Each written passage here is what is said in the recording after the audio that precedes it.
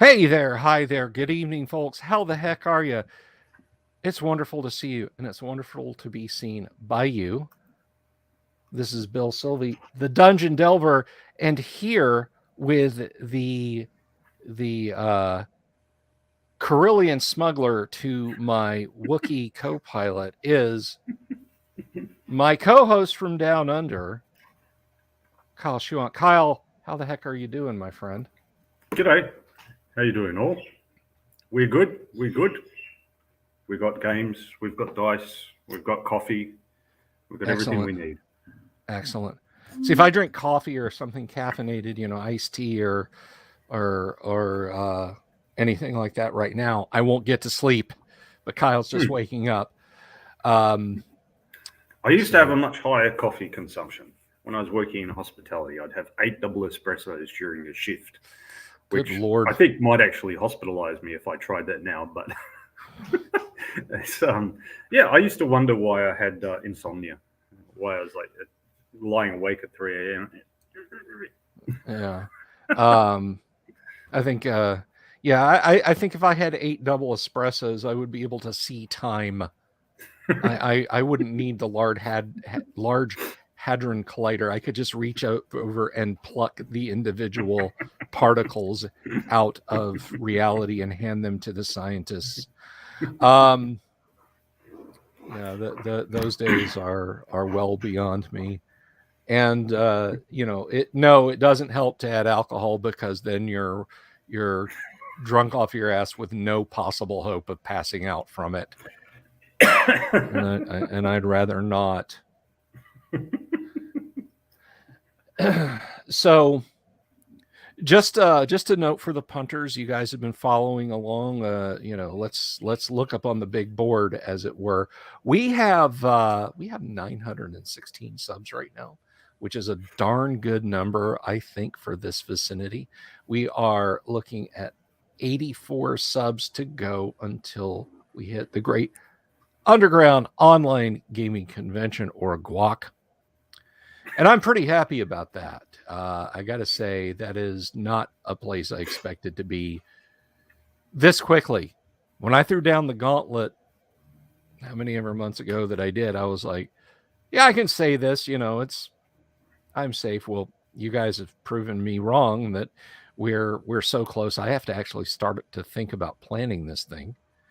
But of course, You don't need everyone planning, knows, you just need the dice.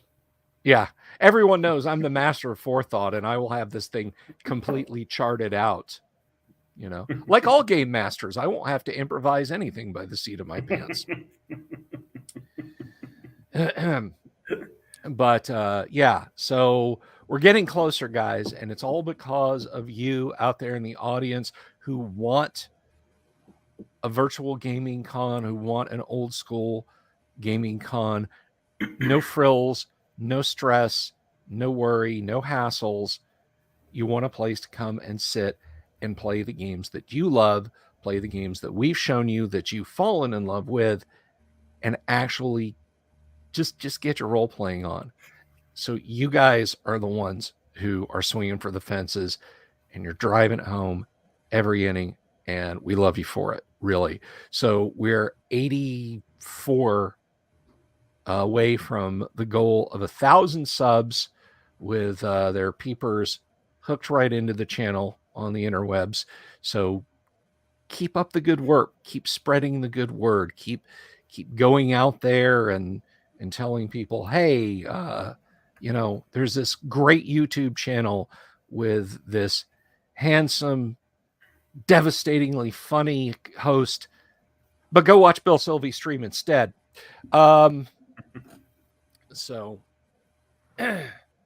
thank you all. We draw ever closer. We're like the Death Star, slowly moving around Yavin, and soon we will fire our laser beam of convention happening. Oh no, wait, the Death Star got blown up. Okay, forget that. That's a bad analogy. Never mind. We're like Mole or Ram holding. Oh no, these aren't getting any better. There's been a fan edit of that where they remove the Ewoks. Now that I've got to check out. I'm a big fan of fan edits. I have somewhere knocking around on a hard drive or something. At least I think I do. Someone did a fan edit, a de-garbaging of Peter Jackson's The Hobbit quadrilogy. There were 4 of those. Yeah, somebody actually went out there and cut it down and made it much truer to the books. So I kind of want to check that out. I kind of want to see if I still got that knocking around. You know, it was acquired from the shady side of the internet. And we don't support. Well, or condone. I've always said I'm glad they made the Lord of the Rings before the Hobbit, because if they turned the Hobbit into a trilogy, what would they have done to Lord of the Rings? Yeah, it might have been 9 movies, and there's plenty of material for them to work with. It's not necessarily the best or most exciting material, but they could put stuff in there. I mean, I remember when they were working on the movies, I was actually living in New Zealand, and I knew this guy, a gamer, Lon, who said, but what will they put in it? He said, I mean, they could make an entire movie just about the Council of Elrond. What should we do? Yeah. We shall sing another epic ballad. You know, one thing this is an interesting bit is, of course, you know, we all know that Harvey Weinstein is a scumbag. I think that goes without saying, but I have to give credit where credit is due. And reading accounts based on things that Peter Jackson has told, things that Philippe Boyne has told, about the run up to the Lord of the Rings when they were kicking the idea around, like, some studio I think Sony or somebody they took it to was like, you know, we'll give you 1 picture. Can you make 1 picture? He's like, it's the Lord of the Rings. It's a 900-page book. Yeah, but it's just 1 book. You can cut it down, right? And they had this back and forth, and then they went to somebody else who said, well, maybe we could do 2. Maybe we could do 2 movies. And he was like, no, 900-page book. But when he went to see the Weinsteins, you know, when the initial communications start up and then they finally had their first sit down and he first met the Weinsteins, they had a dog-eared, bookmarked copy of The Lord of the Rings on the desk, ready to go, and a notebook full of notes that they had made, because they'd both read it many times over, even before they started to think about it for a film, seriously think about it for a film property. And they knew their Tolkien lore. It's like, you know, so how, it wasn't like, you know, yeah, we're going to cut Bombadil, but like, how are we going to work this in and keep continuity going? How do we explain to the viewers Tom Bombadil's background and seeming godlike? And Jackson was very impressed with that, you know? So, hey, you know, I'm sure there's lots of nasty people in prison who like the Lord of the Rings, but that just, you know, then of course they saw the like $1.7 billion it made and said, let's bloat the Hobbit to insane amounts of excess and make as much money with that. You know, like Cyndi Lauper said, money changes everything. But anyhow, it does. Ask any player character. Yes. We could never do such a thing. There's 1,000 gold for it. 10,000 gold. Yeah, okay. Yeah, I once. Now I know I've told you this, and this is disgusting bourgeois dungeon excess, and I get that, Kyle. So don't at me. You know, doing the starting magic items thing. I did have a group once that I can't remember what item it was. It was either a weapon or armor, but I basically. It exploded when I started roll, because it's like, okay, well, let's roll to see if you have a magic sword. 01. Okay, let's see if it's a +2. 07. And it just kept it got up to like a +4, and then when it stopped exploding, the player who got it was like, I want to sell this.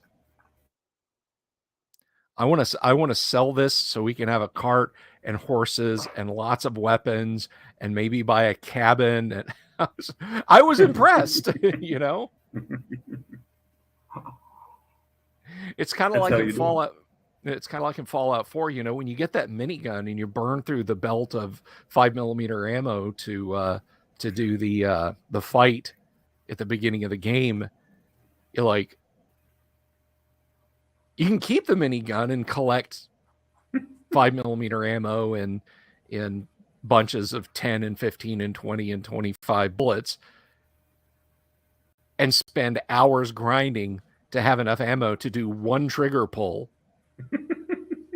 you know, to have one, one satisfying Bert. Or you can go straight to Diamond City and sell it and buy a bunch of practical equipment. That's right. And adventure on. That's right. Which is what I did. I knew that I would find another Gatling gun sometime down the line. So,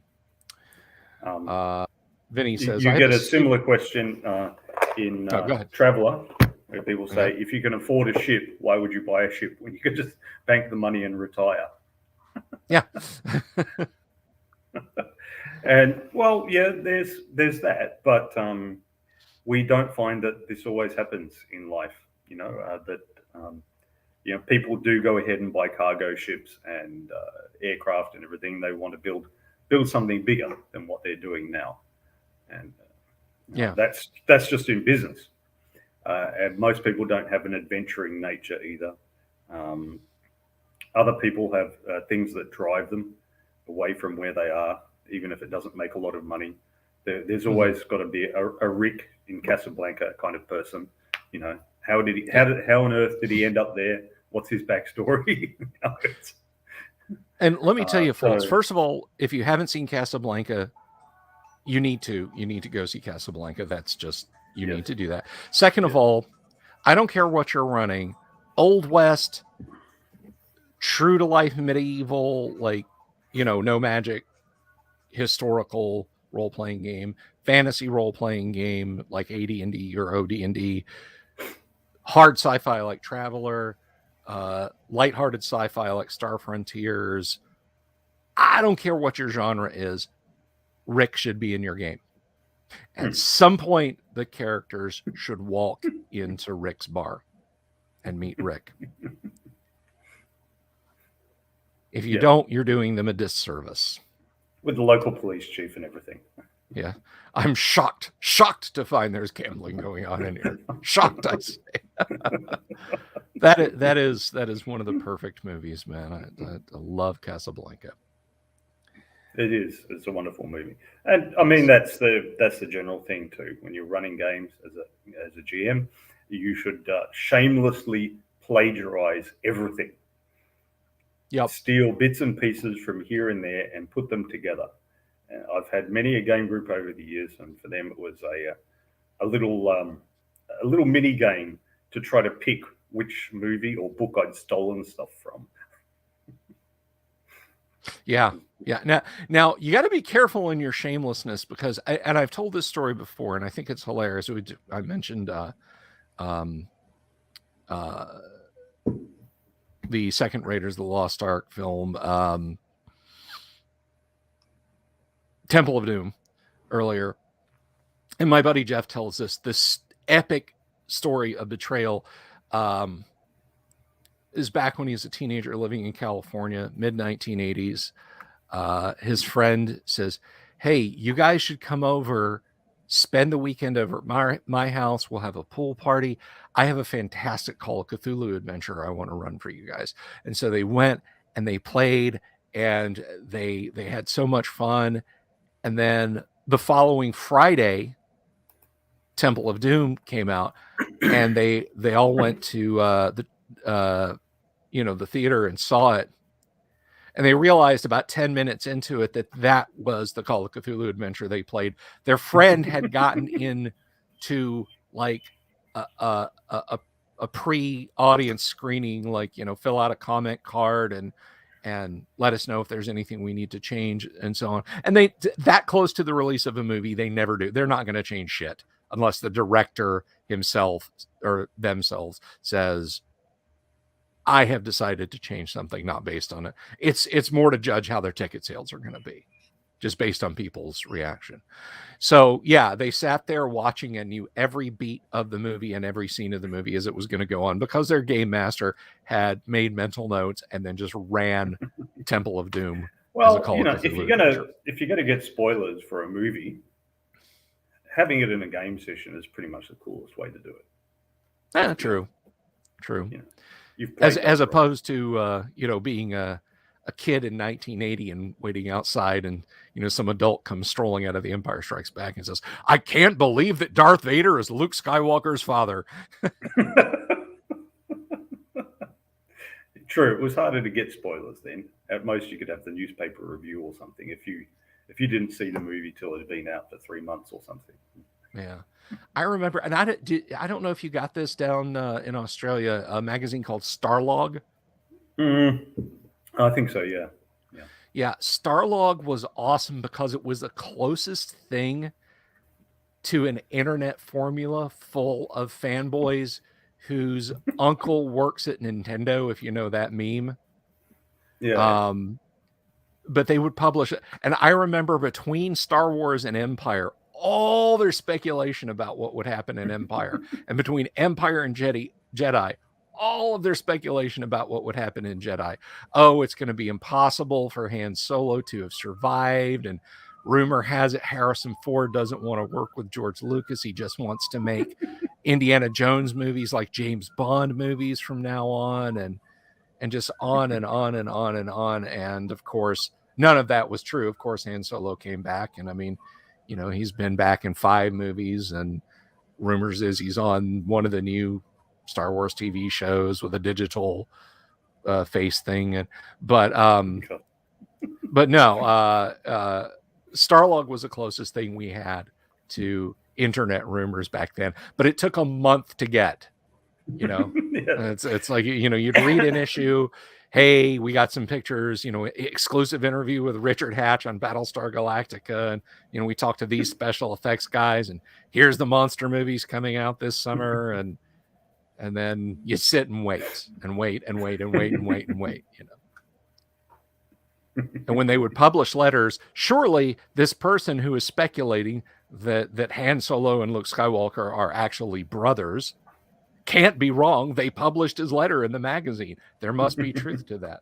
So, you know, back then, spoilers and rumors of spoilers would take on a life of their own, as opposed to now you've got production assistants who go on Twitter and is like, hey, here's some digital images of what we're working on right now. Here's the part where Tony Stark dies. Look at that. Isn't that sad? Yeah, we just matted Robert Downey right in there. Yeah, but there's also the trailer, which nowadays tends to tell you the whole story of the movie anyway. So yeah. Yeah. Well, everybody's just permanently spoiled. We're kind of back on the high peak or low nadir, depending on your point of view of that. Is if you go watch trailers from the 1940s, they were twice as long as trailers today, and they would just straight up like, here's all the cool stuff that's gonna happen in this movie, and you should come and see Humphrey Bogart and Lauren Bacall, because he'll fight Paul Mooney at the very end of the movie and knock him into the ocean, and it's going to be great, and the good guys will win. And you're just like, well, okay, I guess I'll spend my 45 cents and come see the movie. Kind of told me exactly how it's going to work. And then I guess starting in the mid 50s on until early 2000s, they backed away from that. You know, I mean, I think the peak of it was probably in the late 80s, early 90s, when we just get like the montages with spooky or uplifting music, and then fade in the name of the movie at the end, and you're just like, what the hell was that? I guess I'll have to go see it to find out. Well, this is one advantage of role-playing games, because if you use these little guys, then there can never be any spoilers, because nobody knows you can't spoil what's going to happen if nobody knows. Damn right. Damn right. And so that brings us on around to tonight's little adventure. Now, I think a lot of you guys have been really enjoying the let's play sessions where we build a character and then we play. We kind of throw them into a scenario. It doesn't have to be a big complicated thing, but Kyle was kicking around an idea in the employee meeting, and I had just gotten done firing some of our other producers for not stepping up their game. But Kyle saved his bacon by saying, well, what about, we need to do a Let's Play Classic Traveler. So that's what we're going to do tonight. And Kyle, now what is the official title in Traveler? Is it referee or game master? Referee. Referee. So Kyle is going to referee us through some character creation for Classic Traveler tonight. And I guess time depending, because I know you're a man with a tight schedule. You're a dad, you're business owner, and everything else. Time permitting, maybe we'll have a little shootout in 0G or something like that. But I'll leave that up to you. I think our audience is going to enjoy it either way. So Kyle, let's get into it. I'm going to shut up and you're going to talk Traveler. Okay. So Traveler, nowadays known as Classic Traveler. Traveler is kind of the town bike of game systems. It's been around. They're now up to Traveler 5th edition, but not only that, there has been GURPS Traveler, Hero Traveler, Traveler D20. What else? There was Mongoose has done their own version of Traveler, 2 of them, Traveler version 1 and 2. Is there a Hero System Traveler? Yes, there's a Hero System Traveler. Wow. It's pretty big and thick. I don't know. And yeah, so as I said, Traveler's the town bike of game systems. It's been around everywhere. I guess Mark Miller just likes the steady income stream, and I don't blame him. I'd take it too. It's from Game Designers Workshop, a name which will be familiar to some of you as the guys who produced Twilight 2000. And it came in this simple black box. The simple design was, the story goes, because they were in a hurry to produce it. They'd done all the writing and they wanted to get it out by a particular convention. So they just went with the simplest design they possibly could. But they still tried to make it evocative. So you've got Traveler, science fiction, adventure in the far future. All right, so that immediately tells you what it's about. It's not, you're not going to go into a dungeon. It's not a horror game or anything like that. It's science fiction adventure in the far future. What does that mean to you? Well, you can look at the culture of the time. This was originally published in 1977. So you think of all that was going on at the time. Now, for the Mark Miller and people like that, then you're probably going to be thinking of some of the Flash Gordon serials and things like that.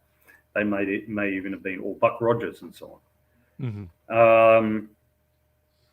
But of course, a number of sci-fi movies had come out.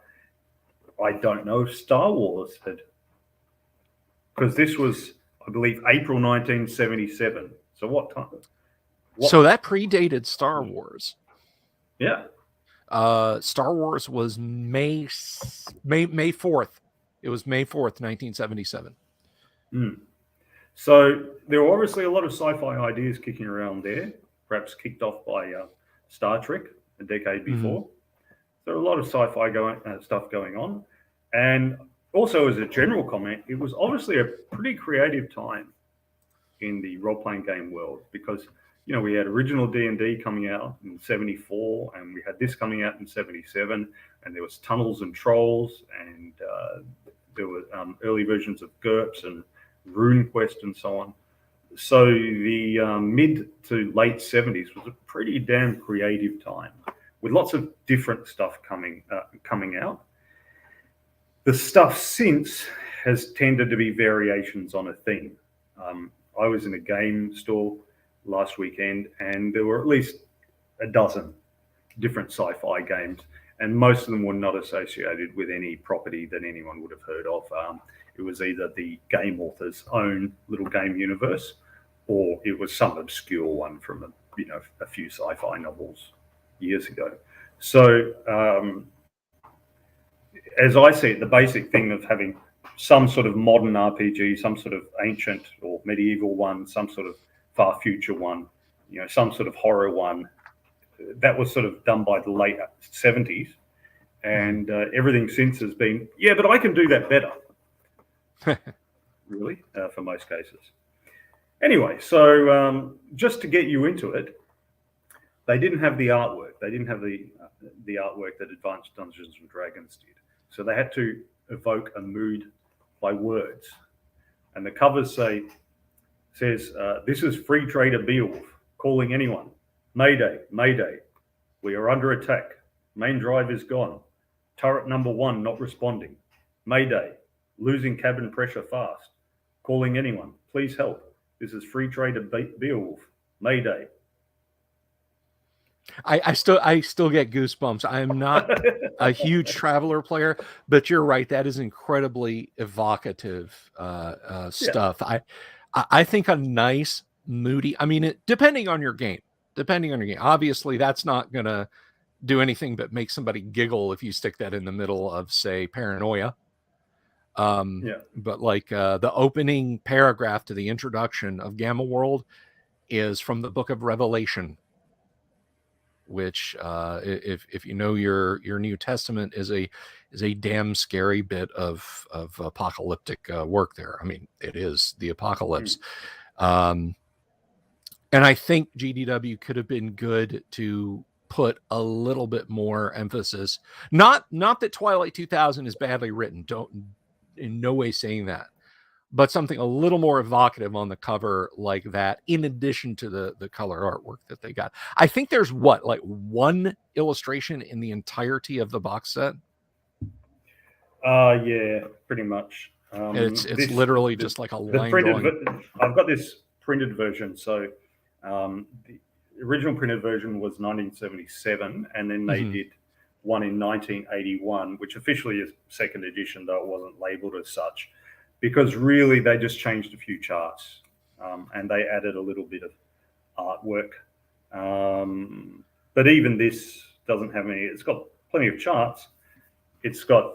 You'll see it better. I've got a PDF of it, but you'll see it better. There's the example character, Alexander Jameson, who reminds me of Harry Mudd from the Star Trek more than anything.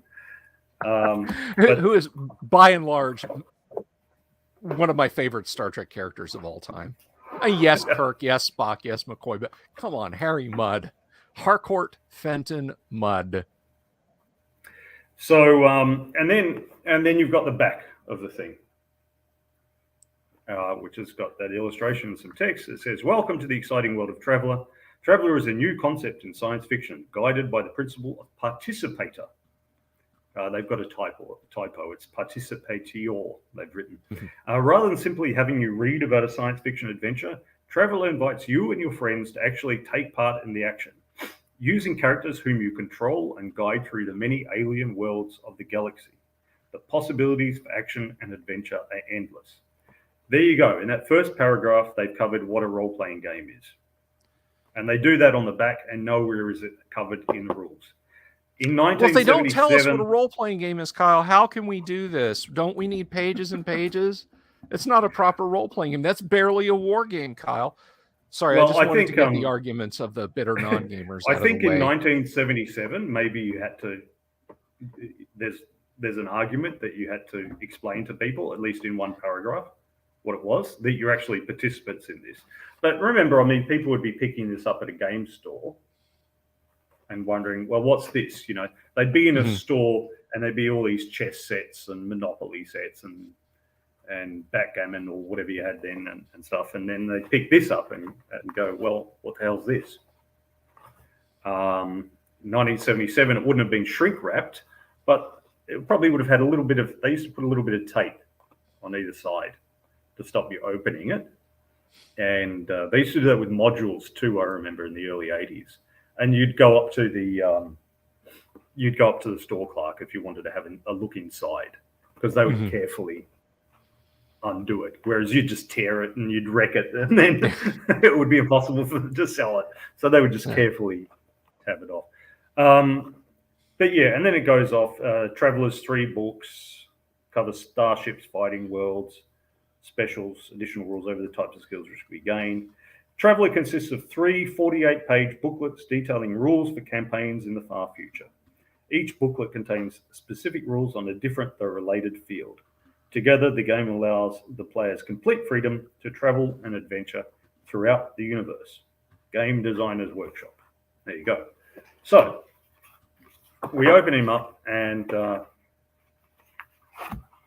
book 3. Now, if having a box with 3 books in it looks familiar to you, characters in combat, starships, and worlds and adventures, in other words, player book, Game Master book, if that looks familiar to you, there's a reason for that.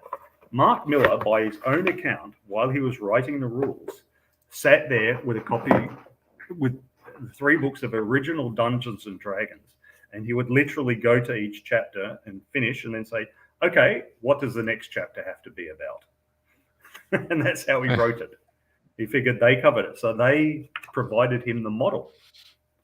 He didn't copy the rules at all, but they provided him the model. Right. Okay, so that's those 3 books, digest sized. Okay, and now we'll just go over to the PDF, because that'll be easier for you guys to see. Now, I want to jump ahead a little bit, and if this is getting too far ahead, if it's something we'll get to, just say, well, we'll get there. But when we were doing our Let's Play of Twilight 2000, we had during character creation, we saw like favoring and slighting characteristics and so on. Do we get stuff like that, or is that a little too far ahead? No. Like I say to my kids when I give them lunch for school, you get what you get, and you don't get upset. But there is a way out. There is a way out. Okay. So let's have a look. We've got. So this is this one says Fly from Evil Games, and that's because there was a PDF reprint of the 77 version a while back, and those guys got the right to do the PDF reprint. Okay. But as you can see, it says copyright 1977, so that was the original thing. Game Designers Workshop out of Illinois, apparently. All right, so we've got table of contents. Required materials and equipment. The complete traveler must necessarily include more than simply these rules booklets. While any number of additional items might prove useful, the following list should suffice to get you started. Traveler books 1, 2, and 3. Dice, 6-sided. Paper, including notebook paper, graph paper, and scratch paper. Writing instruments. Optional materials. Hex paper. Sound familiar? It does. Miniature figures. Electronic calculator for bookkeeping purposes, especially when players start handling large sums of money. And for doing vector math for spaceship combat, but we'll come back to that. No, you don't need that. Playing the game. Travel may be played in any of 3 basic configurations: solitaire, scenario, or campaign. So the solitaire game, one player undertakes some journey or adventure alone, handles the effects of the rules himself. Solitaire is ideal for the player who is alone due to situation or geography. You're that poor guy out in the Alaskan wilderness, but who still wants to game. The scenario. Several players, supervised or not. No, players always need supervision. Embark on a journey or adventure together. The scenario resembles a science fiction novel in that some basic goal or premise is stated, or purpose is stated, and the adventure occurs as the group strives to achieve that goal. Generally, a scenario is a one-time affair and ends when the evening of play is over or the goal is achieved. You have a one-off session. The campaign. Several players manipulate their characters on a continuing linked adventures in a consistent universe. Okay. Traveller is primarily written with a view to a continuing campaign. So this is about dice. saving throw. One note sometimes confuses modern players. He talks about a dice throw. We tend to say a dice roll nowadays, but a dice throw. That's more of kind of an old way of describing things. And then there's dice modifiers. Okay, character generation. All characters begin the same way, untrained, inexperienced, about 18 years of age. You've got 6 stats: strength, dexterity, endurance, intelligence, education, and social standing. So these are essentially the same as the D&D ones, except that charisma has been replaced with social standing. And also intelligence and wisdom. People were sometimes a bit unclear on what those two exactly meant and how they overlapped in that. Miller's made it a little bit more clear by calling it intelligence and education. I think he still doesn't quite get it, make it super clear, but a little bit more clear. Anyway, so people roll 2 to 12, 2d6 for these stats. And what's a little bit funky for Traveller is that these get written out just as one 6-digit number. So the completely average character would be 777, 777. Mm-hmm. And if it's 10, 11, or 12 and so on, well, they use hexadecimal notation. So 10 is written as A, 11 is written as B, and so on. So it lets you just at a glance see what the stats are. You just have to remember what order they're in: strength, dexterity, endurance, and intelligence, education, and social. Okay, so Bill may as well roll that up at the moment. All right, let's see. Well, this orange Holmes dice has been pretty good to me. I have these blue sharp edge from Game Science. So it's got science in the name. We're playing science fiction. How can I go wrong with this D6? Well, right there, I got an 8. Mm-hmm. Ocho for our Spanish viewers. All right, so I have an intelligence of 8, right? Or strength of 8. And you write it down. A strength of 8. Strength of 8. I'm a brawny thewed spaceman. Well, no, you're just a little bit above average. I'm an above average thewed spaceman. Dexterity? Dexterity is 5. 5. Yep. He's lifting weights, but he keeps dropping them. Exactly. Endurance. I'm so strong, man. I don't even realize where they're going when I lift them up. Endurance. Endurance is an 8. You must have lifted those weights quickly. Yes. Intelligence. Well liked by the ladies on my character. Let's see. Intelligence is a 6. Okay. No, I'm sorry. It's a 7. It is a 7. Okay. I was going to say he's a true gym rat. But anyway. Education. Education is a 4. No, he's a gym rat. And social standing. I can't learn it over on the elliptical. It's not worth learning.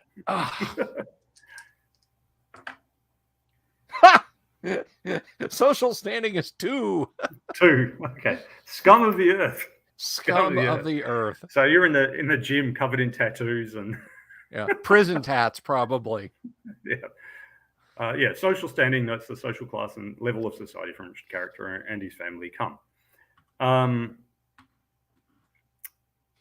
It notes, so obviously it is possible for a player to generate a character with seemingly unsatisfactory values. Nevertheless, each player should use his character as generated. The experience procedures and acquired skills table offer a genuine opportunity to enhance values, given only time and luck. Should a player consider his character to be so poor as to be beyond help, he should consider joining the accident-prone Scout Corps with a subconscious view to suicide. So this is, my character died in character generation. I died in character generation. There's a couple of reasons that they've got that, which we're going to get to later. Okay. People have long mocked Traveller for this and said it's stupid. It's actually a very smart little game mechanic. Okay, naming. So you name your character. I think Uncle Rico. Well, he's 18, so it might be hard for him to be anyone's uncle. Rico. Anyway. Rico. Acquiring skills and expertise. Okay. A newly generated character is singly unequipped to deal with the adventuring world, having neither the expertise nor the experience necessary for the active life. In order to acquire some experience, it is possible to enlist in a service. So technically, you could take 18-year-old Rico with those stats and go off an adventure. Okay. He won't be able to do much, but he can do it. Okay. A character may choose one of the 6 services, Navy, Marines, Army, Scouts, Merchants, or other, and attempt to enlist. Okay, so should an attempt at enlistment fail, the character must submit to the draft. So even if you don't get into the Army, you can end up being drafted into the Navy or something. Or you can even be drafted, notice, into a branch that you were previously rejected from. Mm-hmm. So, maybe you're trying to be an officer or something and they go, nah, but you could be a cook. So then if you get in, you then do a term of service lasting 4 years. If you do a term of service, each term of service involves some danger. During the term, the character must successfully throw the survival number to avoid death in the line of duty. And there's also a chance of a commission or the chance of a promotion. All right. And during the term of service, you get skills. All right. So, they explain how it all goes, and then they give you the charts for it. But that's the 2 approaches in role-playing games. Do you explain how it goes and then put the charts each time that topic comes up? Or do you explain how it goes and then put all the charts in one big chunk? There's arguments for either. All right. We're looking at the prior service table. It's prior service because it's prior to when you started adventuring. Okay, would you like to try to enlist in the Navy, Marines, Army, Scouts, Merchants? Other is just the default one. He's a Marine. Your rogue. 1, 2, 3, 4. I love the Marine Corps. Okay, now enlistment is normally a 9+. You get a DM of a modifier of +1 if your intelligence is above 8. It is not. And you get a dice modifier of +2 if your strength is 8 or more. And it is. Okay, so you need to get 9+ with +2 on the die. So I need a 7+. Yeah. And negative, I get a 6. All right, they turn you down from the Marines, just. Okay. Was it something I said? Yes. Yes, it was. That fat broad you'd like to do on the control console in that picture is my wife. Okay. You get drafted instead. Roll 1d6. I got a 5. You get drafted into the Merchants. God. All right. All right. By the way, guys, on screen is a link to Drive Through RPG. I like to make it clear that all of the games we're ever going to do Let's Plays on, you guys can go get. So this just isn't some dry, we have the classics, and too bad for you that you weren't alive 40 years ago to buy them. Ha ha ha. I told the crayon joke. Yeah, that's why I couldn't get the Marines. Or maybe I just reached over in his in the cup on his desk and just started eating one. But yeah, so if you're enjoying this, you can go get that. Is straight to book 1 of Classic Traveler and then book 2 and 3. Obviously, you can't get a black box for them, but otherwise the same. I just wanted to let you guys know that. So I'm a merchant. Merchant, yes. Now, the skills that you get, okay, you get 2. You roll for what skills you get. For the initial term of service, you get 2.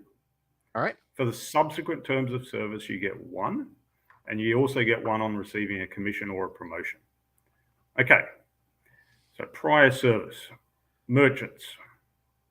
Okay, so let's see what skills you got. Merchant, there's personal development and service skills. I think we'll go just with service skills. Merchant, let's see. So you roll 1d6 for merchant, for the service skill. 2. You get vac suit. Vac suit is an important skill. Vac suit. And the first time you get it, it just becomes vac suit 1. The second time you get it, vac suit 2, and so on. A lot of people look at that and they think that it doesn't mean much, but +1, oh, that's not much after all those years. But as we'll see when we look at the skill descriptions for the skills that you get, it's not linear. Like vac suit actually gives you a +4 to do things, and there'll be some things if you don't have any skill, you got like a -5 to do it or whatever. So a skill is more like a profession, but we'll get to that.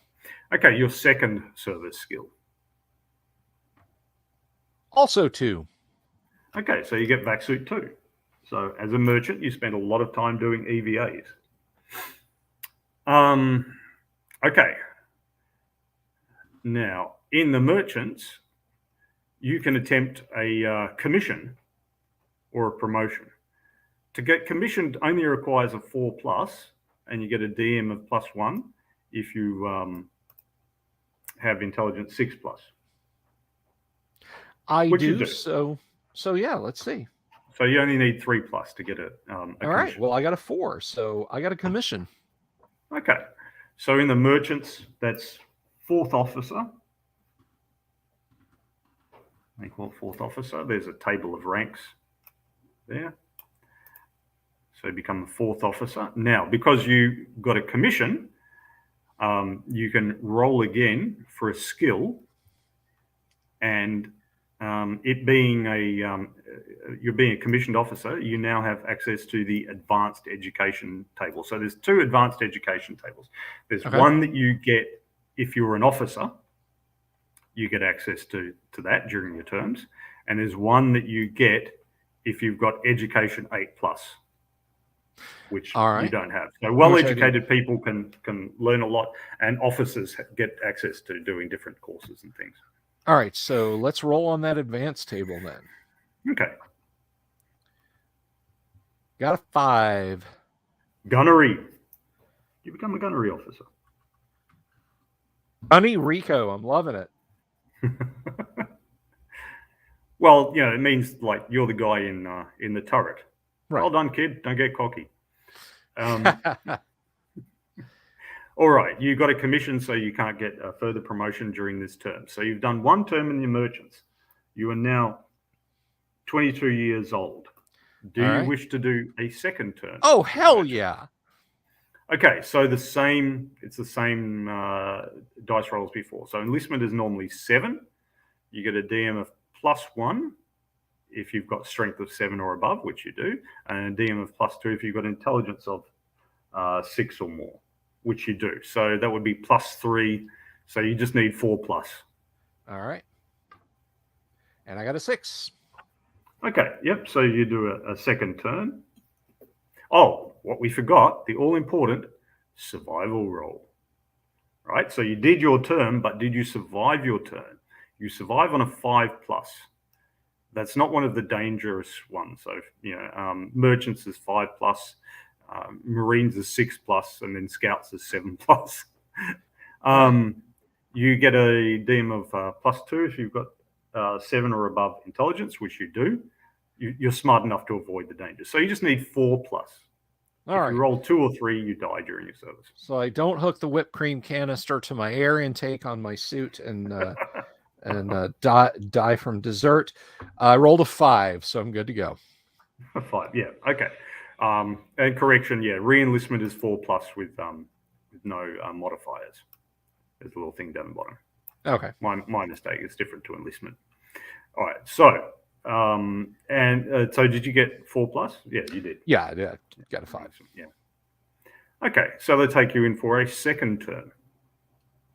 All right, and go back through and do the skills again. Yeah. This time you only get 1 skill, all right, unless you get a promotion. Okay. So Now, which do you want? Personal development, service skills, or advanced education? You know what?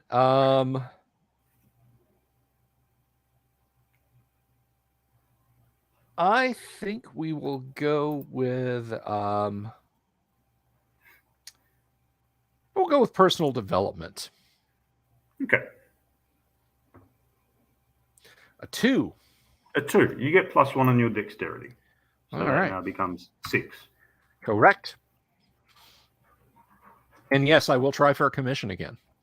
So, well, you try for a promotion because you've already A got promotion, a rather. Promotion. Yeah. So personal development tends to be things like improving stats, and then there's other things like gambling and brawling and bribery and stuff, depending on the branch that you're in.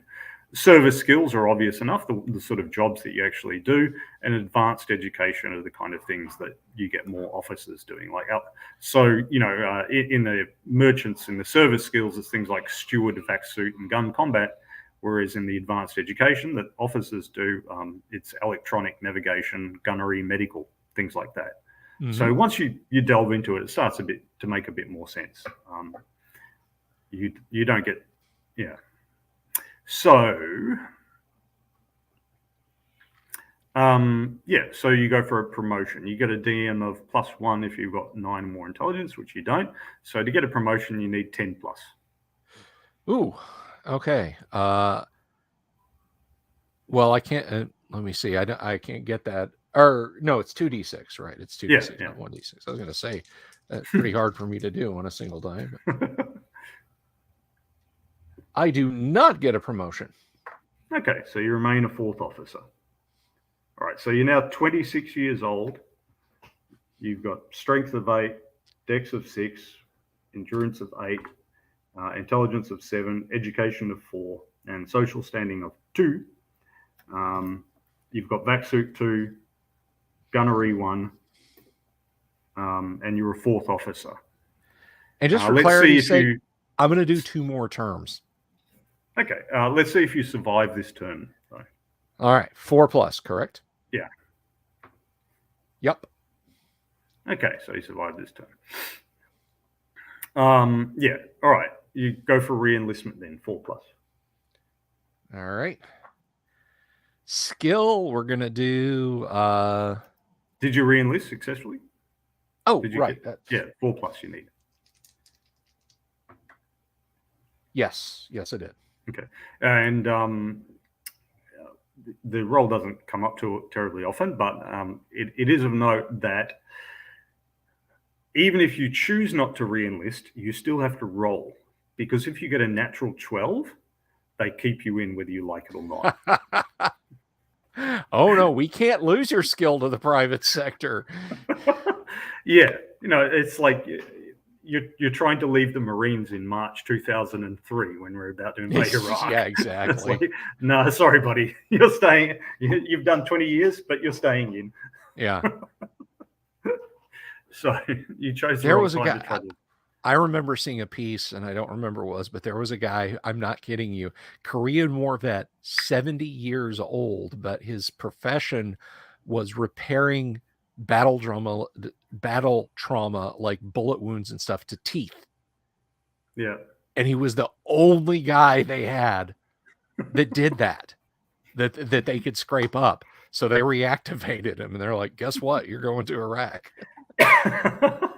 Poor guy. Yeah. Just imagine this guy sitting on his porch with his whiskey like Walt in Gran Torino. Yeah. Walt would be happy to be reactivated. Oh, yeah. No, Walt would be like, I've got a gun. I'll bring my own. I don't need an M16. Okay. All right. So I like to imagine Walt is Gunny Highway, just like years later. Pretty much. Except no longer reading Cosmo magazine. Yeah. No. He's like, that's far in the past. All right. All right. So you do a 3rd term. Okay. So roll for 1 skill. All right. What are you going to roll on? Personal development, service, or advanced service? We're gonna go service this time because I'm looking, and there's nothing I can do to get my social skill up. So screw it. 5 on service skill. Electronics. Got to keep those turrets working. Pretty much. Service skill. Okay. So you go for a promotion again, I assume? Yes. Okay. 10 plus you need. No. Okay. So they don't promote you again. Do you survive the turn? 4 plus. Yes. Just. Okay. Just. And you wanted to enlist for a 4th term. Yeah. One more term and then I'm out. Unless I roll a 12. Yeah. Oh, dude, I rolled an 11. Okay. Yeah. So yeah, they close. really want you to stay. Yeah. Okay. So, right. Yeah. So, do you want to do personal development, service, or advanced education this time? You know, let's do an advanced education. Why not? Yep. 3. Electronic again. Electronics. All right. Electronics too. See, that's why he did so well his 3rd term. He could really keep those the subsystems in those turrets humming. Yeah. Not enough to get a promotion, but yeah. Well, we can't promote you because then you wouldn't be in that role anymore. Exactly. He knew just where to slam his palm against the computer console to force the tracking system into reset mode. So, you know. Let's see if he gets a promotion this time or remains a 4th officer. All right. That's a 10 on 2d10, yeah? Yep. No bonuses to that, none? No, just think if you got high intelligence. I got a 9. Yeah, if you'd had higher intelligence. Yeah. But there was just that one calculus question on the test. And... it gets meta. You know, the instructor comes over and opens a copy of Traveler and asks you to figure out space combat. So, you know, that just bounces. All right. Okay, see if you survive. 4 plus. Oh, yeah. No worries. All right. Now, you're leaving, but you still need to do a re-enlistment roll to see if you get 12, and they drag you in. But wait, there's more. 2 years more. Nah, I'm good. You're good. Okay. So, 18, 22, 24. So you're 34 years old. So you're a 4th officer. You've done 4 terms. And you're 34 years old. Now, there's an aging table, but that doesn't start kicking in until 38. So you're good. Yeah, and that's about the way it happened, too. A trainer friend of mine was telling me about an investment banker who's British and working in Dubai, and he's 35 years old, and he's 109 kilograms, so he's about 240 pounds or something, and he wants to go back to the UK and join the SAS. When you've been that long away from the UK, in order to join the SAS, you have to be 5 years back in the UK. Otherwise, they treat you like a foreign citizen because of security concerns and all the rest. So he would be 40 when he tries to go through SAS selection. And he's 109 kilograms now. And my trainer friend just said, it's not going to happen, mate. Sorry, you're not going to be 40 years old and passing SAS selection. He said, but the age limit for trying out is 44. And he's like, yeah, just because the age limit is 44 doesn't mean that anyone passes. But yeah, there's a certain kind of person that thinks that because they're an expert in one area, they can easily become an expert in another. No, alas, no. Yeah. This is what we've got skills written on a character sheet for. Okay, yes. Now, speaking of which, we're going to look up your particular skills, okay? So you've got vac suit. Vac suit. The individual has been trained and has experience in the use of standard vacuum suits, spacesuits, including armored battle dress and suits for use on various planetary surfaces in the presence of exotic, corrosive, or insidious atmospheres. I'm not sure what an insidious atmosphere is, but anyway. The dice modifier is +4 per level of expertise. So a basic throw of 10 plus to avoid dangerous situation applies whenever any non-ordinary maneuver is attempted by an individual while wearing a vac suit, such as running, jumping, hiding, jumping untethered from one ship to another, etc. So that includes combat. So if you get into 0G combat, the person without vac suit skill, it says, so they'll need to throw a 10 plus to avoid spinning out when they fire their firearm, which is not recoilless. So a few things of note that pop into mind immediately in media when you talk about vac suit use in combat. Of course, Sigourney Weaver at the end of Aliens, she snuck into a spacesuit. Yes. I mean, you think, oh, okay, she just got into it and zipped it up. No, this is a friggin' hard suit, and she just slipped into it without waking up the alien. That's like vac suit 2. Yes, and she used vac suit in the second movie as well. Yep. Because controlling that power loader would have been vac suit skill. Yes. Sean Connery shooting it out with the assassins in Outland in a vac suit. In a vac suit, yeah. So untrained people will tend to lose control and end up spinning out in low or zero gravity, but the trained person probably not. So when such an incident occurs, it may be remedied by any character with vac suit expertise, including the character in danger himself, on a throw of 7+. But if you've got, DM +2 per level of expertise, no expertise is -4. So the person who's spinning out needs to roll 11+ if they don't have the skill. But the person who has the skill only needs to roll 5+. You can calculate that what that turns into percentages, but it's a huge difference. So it's not just +1, +2. The way we would normally think of it is, roll a d6 and add +1 or whatever. It's pretty significant, and there's a lot of skills like this. Mm-hmm. Gunnery. He doesn't have the skills in alphabetical order. Sorry. Well, there's only about 35 or 40 of them. Well, I just don't know if I can play a poorly ordered role-playing game, Kyle. That just kind of takes me out of things. I'm used to role-playing games where I can just find anything like that. So gunnery expertise provides DMs in space combat, as covered in Book 2. Here, DMs means dice modifier, not Dungeon Master. Okay. Does it actually say that? No, it doesn't say that. Oh, it doesn't say that. But earlier in the book, it mentions what DM stands for, because they use the term again and again. Okay. That's just my aside, because on your channel, people will be used to thinking of a DM as something else. Well, it would have been a funny aside if Mark Miller had put in there, no, not Dungeon Master. Electronic. The individual has a skill in the use, operation, and repair of electronic devices. The person is considered handy in this field with the equivalent of green thumb talent. This skill includes energy weapon repair. Much of civilization depends on mechanical devices. It also depends on electronic devices. The need to use, repair, and replace electronic devices is ubiquitous.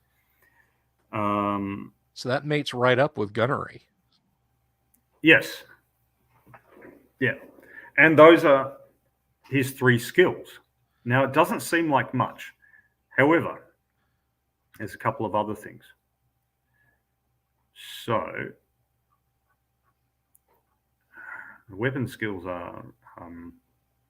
and what page are we on if we have anybody following along with a PDF? Oh, okay. So, well, the pages 13 onwards are the skill description. All right. So, yeah, we're page 13 on into... Okay. We'll get into combat skills in a bit. We've got to give you your retirement pay. You get retirement pay after 5 turns. You only did 4. Sorry. Yeah. All right. That's why they kept saying I was going to be sorry if I cashiered out.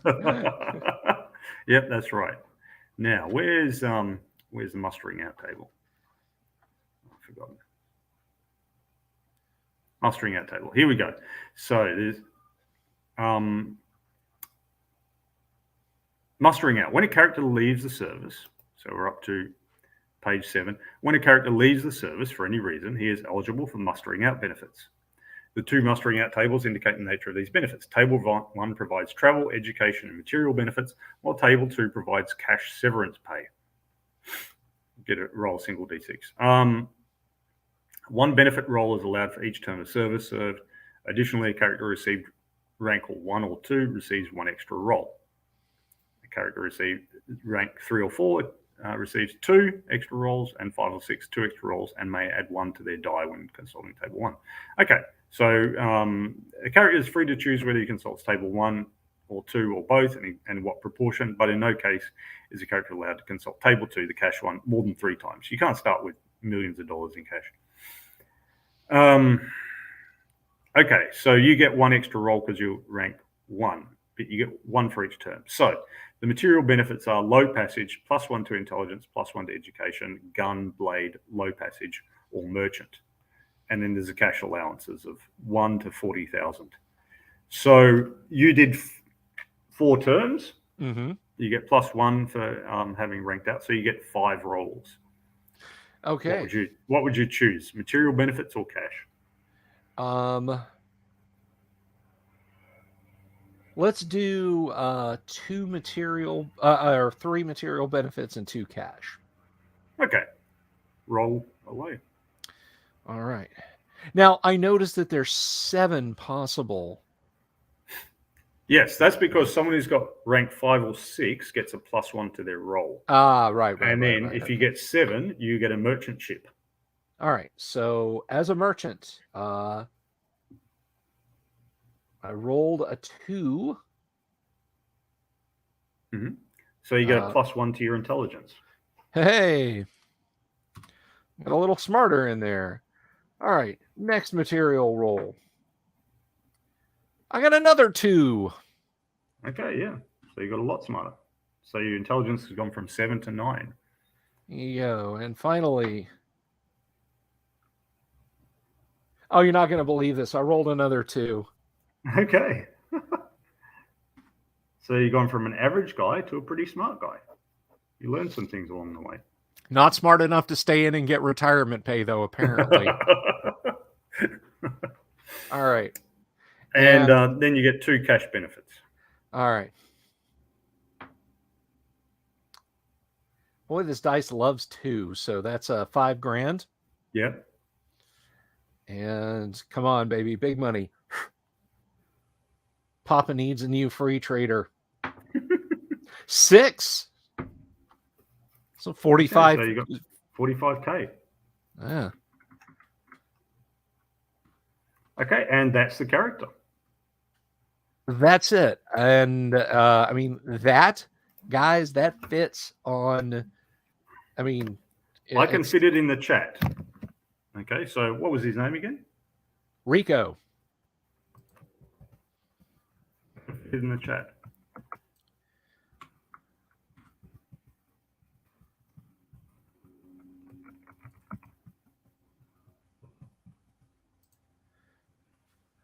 I think with carriage returns, my character sheet might exceed, so I'll let Kyle type it in there.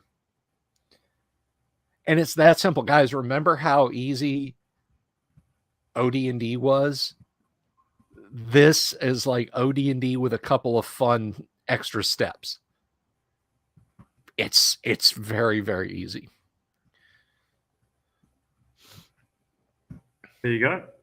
I'll just put it in the chat. It literally fits in the 200 character limit of the chat. You could tweet your character. And that's a merchant. And merchants because so merchants not too hard to get into. Only thing easier to get into is army or other. Other is like you're a street rogue kind of person. Right on. Merchants aren't too hard to get into. And they're easy to survive. And it's not hard to re-enlist. The only thing that's easier to re-enlist in is the scouts, and that's because scouts have got a low survival roll. So if you really want a poor survival roll, so if you really want to stick around in the scouts, they'll take you. It's like, scouts is like being a friggin' Alaskan oil rigger or something like that. A lot of those poor bastards die. So if you're really keen to do a 24th year of Alaskan oil rig, They're like, really? Okay, yeah, sure. Come on in. If you were playing Classic Traveler and everybody at the table was playing a scout and they'd done multiple terms, Mike Rowe would show up at your house and do a documentary series about you guys. Yeah. So now, okay, the death in character generation. So this has two purposes.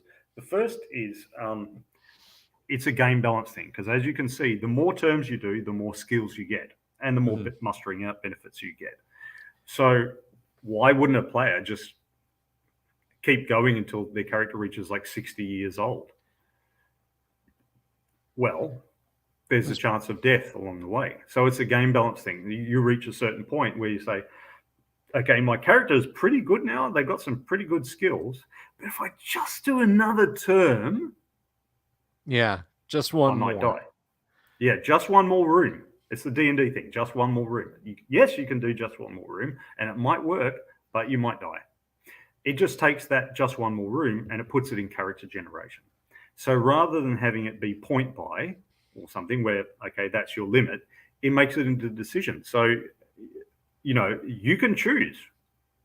You can choose to take that chance if you want, or you can be more cautious and say, have a character with not so many skills, but he's alive and he can adventure. So it makes that interesting choices even in character generation. The second reason is if you get a character with really awful stats, just enlist them in the scouts or the army or something, and just keep doing terms until they get killed off. And then you can roll up another character with really awful stats and go, all right, I guess I'll better stick with it. So, of course, with the flip side, with all these advantages, as you loop back through, if probability goes with you and you keep surviving, your stats go up, and then maybe he's not all that awful. Yeah, maybe. Yeah, so maybe your attributes aren't that great, but you've got a bunch of skills. Yeah, and it turns out to be all right. You may find, that because you could roll poor stats and the average is under 7 or something, and you look at that and you think, no, that's not a viable character. But then by the end, you go, actually, he's not bad. Yeah. I can go with this. Here's a little aside. A note on gender and race. Nowhere in these rules is a specific requirement established that any character, player or non-player, be of a specific gender or race. Any character is potentially of any race and of either sex. There you go, guys. There's 1977. Very socially progressive. We didn't need to wait another 50 years for that. Very inclusive. Very inclusive. Yeah. Anyone who wants to give it a go. Just like Twilight 2000 established that with their cover art. And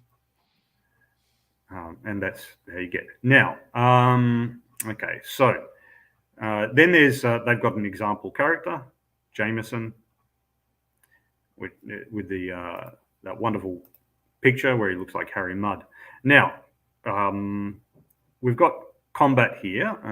I'll just bed. So the let's see. Okay, they've got the weapon skills. Okay, they've got combat equipment. And they break down the combat equipment by the skills required. Sorry, headphone users. There's brawling weapons, there's blade weapons, and so on. And if you had rolled up a blade or a gun combat skill, you would then have to choose what kind of gun. I choose a revolver, or I choose a broadsword or whatever. Now, a note that so you may sort of worry that Rico doesn't have any weapon skill. Actually, he does. He has level 0 in every weapon. Someone who is lifelong civilian has -5 in every weapon. The basic success roll to hit is 8+.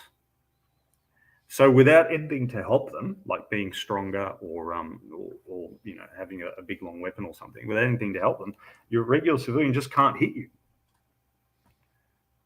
Whereas you have 0 and all that, and so you can hit on an 8+ without any other modifiers. Yeah, no, you have 0 every weapon, 10, every blade, every kind of gun, laser rifle, everything. Any character with military experience. That's a pretty powerful thing.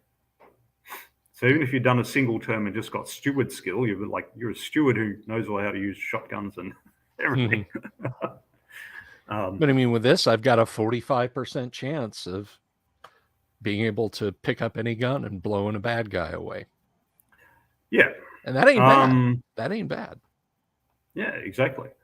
So, because many people will just, look at it surface, but you've got to delve into it a bit for things to make a bit more sense.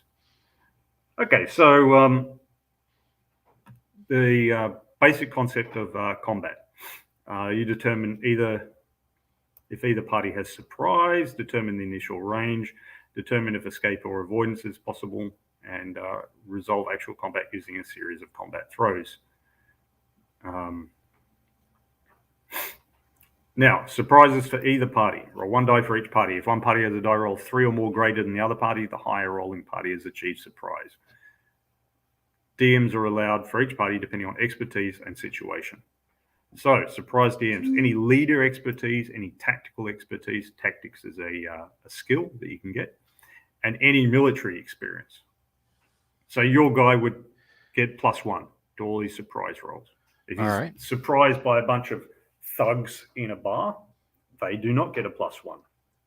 So he is more likely to be able to surprise them than the other way around. Right on. Only one party can achieve surprise, and it's possible that neither party will achieve surprise. If no surprise is achieved, both parties are considered to be aware of each other at the range of the encounter. And a party with the element of surprise may elect to avoid contact with the other party. A party with the element of surprise may attack using surprise blows, swings, and shots until surprise is lost. Now, there are some funky little things, but we'll get into that. So there's a range, and so for example, you're more likely to surprise people if you're at a distance than if you're close Makes up. sense. It's easier to surprise people if you're in clear terrain than if you're in a building interior or cave. So then they determine the range and the movement. Now the movement they don't really talk about meters and everything that you're moving. It's just close, short, medium, long, and very long. Close and short. Close is like your Jason Bourne fights. You're literally toe to toe, and that will make a sense of some of the charts later on.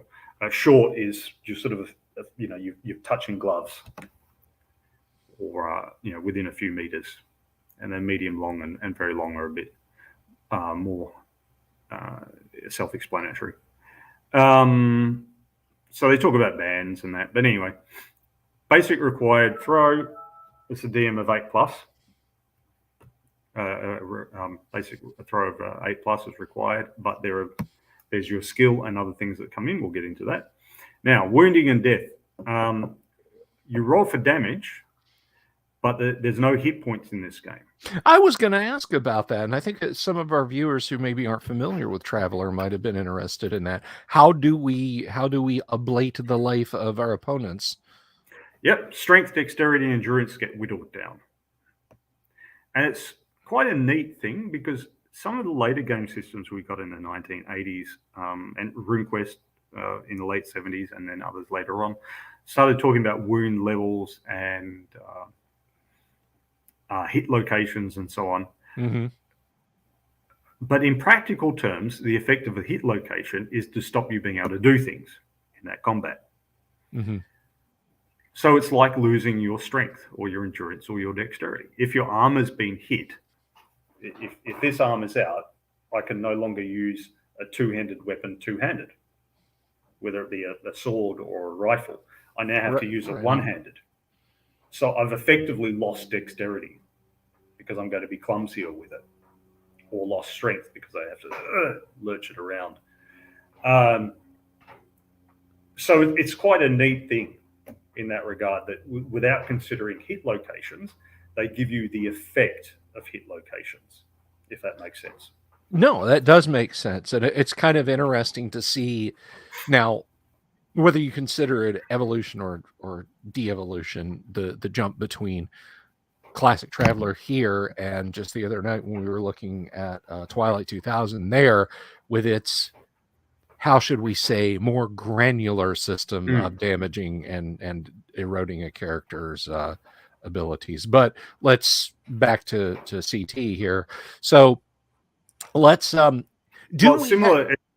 to hit points in that it's an abstraction, but it gives you the thing itself is abstract, but it gives you a more or less realistic result. I say more or less realistic, a realistic themed result. You know, you can argue about this and that, but yeah, realistic themed result. But the thing itself is an abstraction. The example that I always think of is there was an old board game, I think it was Fortress Europa, and you played the Allies invading Europe against the Germans, or played the Germans, and you had lots of little counters, and the counters would be mostly divisional size units. There were some brigades, but mostly divisional size units. So like 10 to 20,000 men. And as far as I remember, once you got hit, it was there was a hit and then there was destruction. So the unit was either a bit damaged and it retreated and then came back later, or it was just completely destroyed. Now, this isn't terribly realistic because it's rare for an entire division to just be destroyed like that. They get bashed up and then they have to come back and resupply after 3 months or whatever.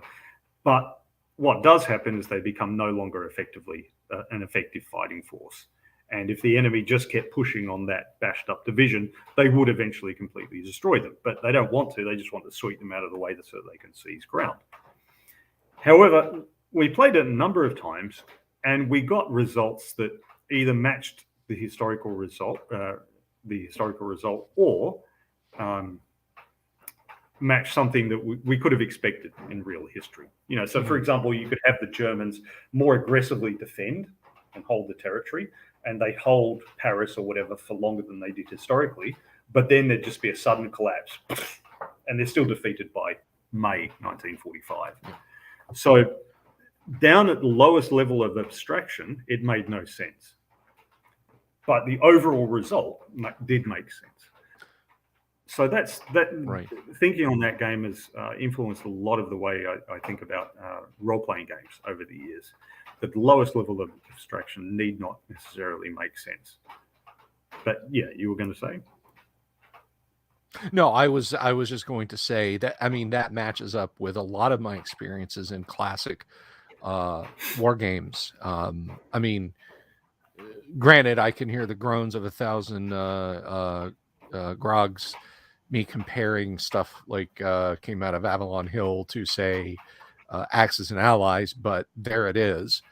I find if you play Axis and Allies, as grossly abstract as it gets, not gross in a bad way, you know what I mean? Abstract as Axis and Allies can be, you get the outcomes. I mean, you get the predictable outcomes. You push across the channel, you got a toehold in Europe, and you can drive forward from there. You invade Russia, you're gonna outstrip. I mean, you move 4 map spaces across. I mean, I think the biggest differences I've ever seen in the years of playing Axis and Allies was the Japanese took Hawaii. And one player who was playing the Wehrmacht drove into Siberia. He made it that far into Siberia before Germany was utterly annihilated. But otherwise, you get the you get the outcomes, and the abstraction works. The abstraction holds. Which is to say, I agree with you. All right, so the effects of characteristics or attributes. So the efficiency of various blows and swings is dependent on personal strength. As you'll see later in the charts, weapons have got a minimum strength and an advantageous strength. You have to have at least that much strength to wield a greatsword or whatever, and if you don't, then you have a negative to your roll. And if you have more than a certain amount of strength, then you have a positive to your roll. Similarly with dexterity, but for ranged weapons. Now, endurance is an interesting one. So you can have as many physical blows and swings and melee attacks and melee and brawling attacks if you've achieved surprise. For as long as you've got surprise, you can keep bashing away at them. Once you leave that surprise situation and you're going to the back and forth, all the attacks are simultaneous, and you only get as many melee attacks as you have points of endurance. A character may make a number of combat blows, which so this doesn't apply to ranged things, but it does apply to melee stuff. Character may make a number of combat blows which does not exceed his endurance characteristic. So you've got endurance 8, so you can do 8. Once this allowance has been used up, the character may make no more combat blows until he has rested for at least 30 minutes. You're just exhausted. Weakened blows and swings are those attacks made after the combat blow allowance has been used up. Each weakened blow or swing is subject to the negative DM indicated in the weapons table. So you can... This is a little bit contradictory. You can read it as you wish. They either do nothing or they do it weakened. I would allow them to do it weakened, but I'm a bit sympathetic sometimes. Sure. Any number of weakened blows and swings may be made. To conserve strength, the character may elect to make any weakened blow or swing weakened and not have it covered. And they also mention elsewhere, if you choose to move during your combat round, you go running across somewhere, that uses up a level of endurance too. So you can't just literally run rings around the enemy. If you do, you just exhaust yourself. Now, the character's expertise in the weapon they're using can affect personal combat. So obviously, it's the bonus is a bonus in attacking. Defending. Character may use his expertise as a negative DM when engaged in brawling combat and armed. Thus, so you can use if you've got broadsword +2, you can make it a -2 on the enemy. You will end up with broadsword +0, but it becomes a -2 on their attacks. So you're just desperately defending instead. Now, here's the interesting one for players. As I mentioned before, untrained weapons unit usage. A character using a weapon in which he has no expertise is subject to a penalty of -5 when attacking and +3 when defending. They're also easier to hit. Okay. All player characters have an expertise of 1/2 in all weapons. This is sufficient to avoid the no expertise penalty, but not enough to provide an advantage. So it's 0. Other characters may have fractional expertise levels due to a gradual acquisition of the skill during the course of the game. Always round expertise levels down. All right, so so if you've got some non-player characters kicking around with you, they may end up with 0. Yeah. Then there's some encumbrance, which we don't care about, and how gravity affects it. Okay, a party of adventurers, which sustains casualties in the encounter, will ultimately break or rout if it does not exceed victory. At the point in which 25% of a party are unconscious or killed, the party must begin throwing for morale. Average morale throw is 7+ to stand or not break. Valiant parties may have a higher throw. You get +1 if the party is a military unit, +1 if there's a leader present. They've got leader expertise. It's a skill that you get if you're a commissioned officer. +1 if the leader has any tactical expertise. -2 if the leader is killed for 2 combat rounds until a new leader takes control. And -2 if casualties exceed 50%. This is kind of debatable whether or not you'd apply it to player characters. I would definitely apply it to NPCs that are accompanying the player characters, but it's debatable whether you should do it. Do you really want to determine what the players do? And I think not many GMs will. Yeah, that kind of drifts into what I call the charm person problem. It's like, you pass a note to the player who's had charm. This is, give me a saving throw versus magic, but you don't want anybody at the table to know they're charmed. So do you just say, roll it behind the screen and say, oh, Bob thinks it's a good idea to listen to the evil high priest. Yeah, and then Bob, the player, is like, what? Why would I do that? And this is kind of the same thing. It's like, you guys are all going to run away. No, we're not. Yeah. Princess Leia is just down the corridor. We're not turning and running. Sorry. Yeah. So I would tend to just leave it up to the players. If they really want to fight to the death, they can. Sure. But for all NPCs, I would just roll. Okay, and then we get into all the different kinds of weapons, which they give a description of, and their size and weight. And they add in things like silencers, shoulder stocks, and folding stocks. Mm-hmm. So from shoulder stocks make it -1 at close range, but +1 at long range, for example, because you've got this big long wooden thing. And you can do the same. You can do it on pistols and everything, but then the pistol can't be holstered. So you can have a shoulder stock on your revolver if you really want. All right, and then folding stocks with the stock. Yeah, carbines, rifles, and shotguns can be equipped with folding stocks. I've never seen a shotgun with a folding stock, but I'm sure they must exist. It reduces the overall length, and then it's less accurate at all ranges. But when the stock is extended, there's no effect. The SPOS 12, the shotgun that Arnie picks up in the beginning of Terminator, folding stock shotgun. Okay. Now the armor, there's a jack, which is like your leather armor, mesh. It's sort of mail with mesh under, with leather on top. Cloth, which is like our ballistic cloth, and reflective, which is just for against lasers. Ablative, the cheap alternative to reflective, and then the good old battle dress. A lot of this would depend on your tech level on that.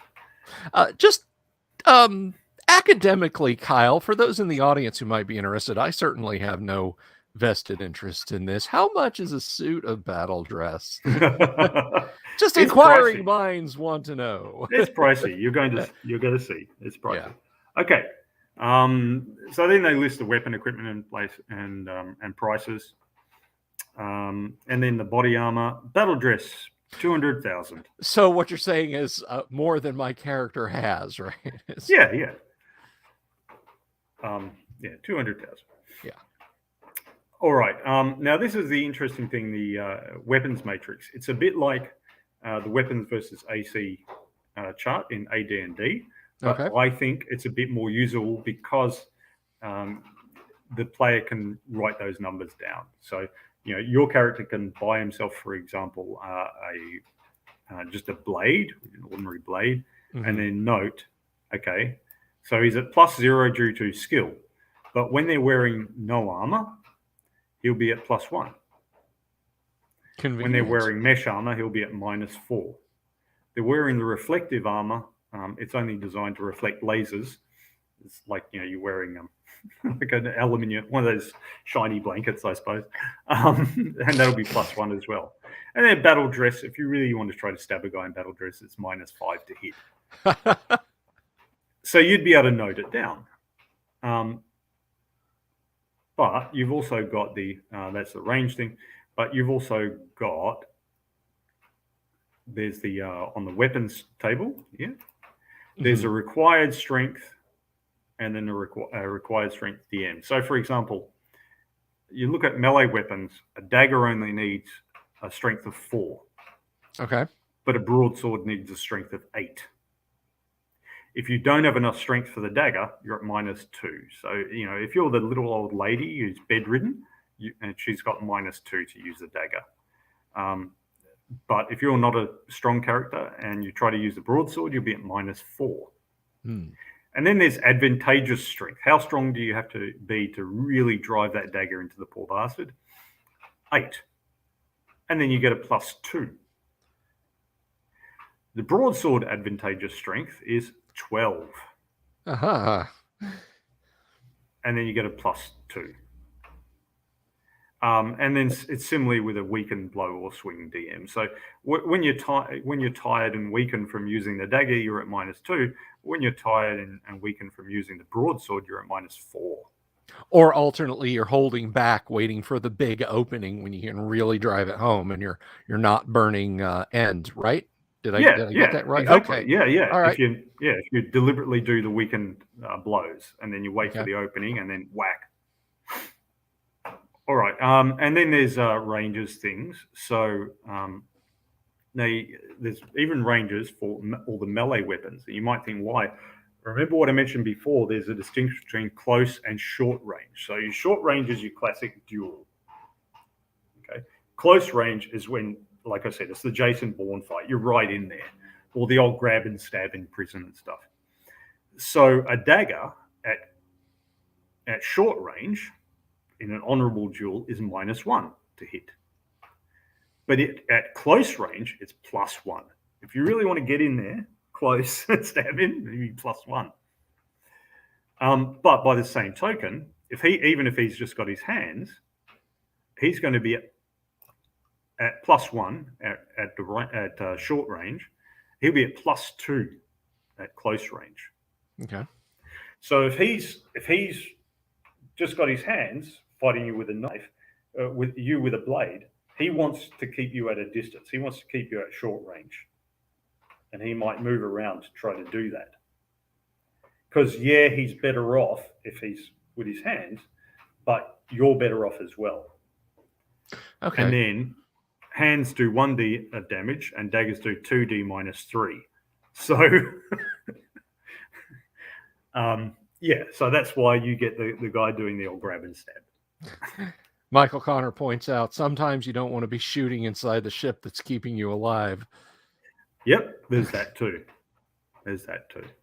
And then you get things like the rifle is at -4 at close range. If you're wrestling with a guy with a rifle and you try to bring it around to shoot him, it's going to be hard. Right. That makes sense. I mean, and a shotgun is a -8.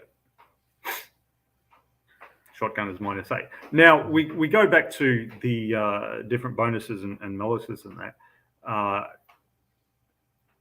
You think of the situation where you have an untrained guy with a shotgun, right? So you're a cop and you knock on the door and the guy answers with a shotgun. He's a crim. He's got no skill. He's at -5. Okay, But if you, the cop, are wearing no armor, we go back. He gets +5 to hit you. He's just gone from needing 13+ on 2d6 back to needing 8+ if you're not wearing any armor. Right. And if he can have a go at you at short range, which it would be if he just answered the door, that's another +1. Now he just needs 7+, and he'll do 4 dice of damage to that cop. Yikes. Now, remember, your stats are going to be 2 to 12. 4 dice of damage. So that endurance of, the average endurance of 7 goes down to 0. Then it flows on to the strength and or dexterity. It's always endurance that gets hit first. But it flows on to strength and or dexterity. So for those of you playing along at home, I just threw 4d6, and that's 15. So if that was to me, that would be all of my endurance and all of my dex and 1 of my strength.